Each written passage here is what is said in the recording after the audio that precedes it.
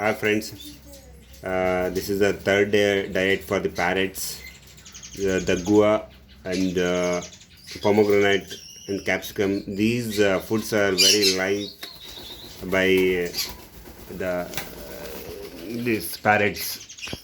This is Erectus, Grand and African Grey and Rosemary and pineapple kannur and cocktails and American lovebirds like these foods. So regularly we should use this food means they become a healthy, they like. So some of them only feed the sunflower seeds.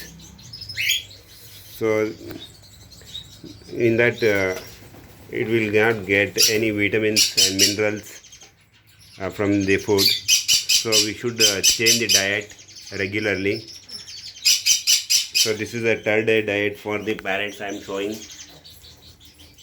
Please subscribe and follow and support me. Thank you.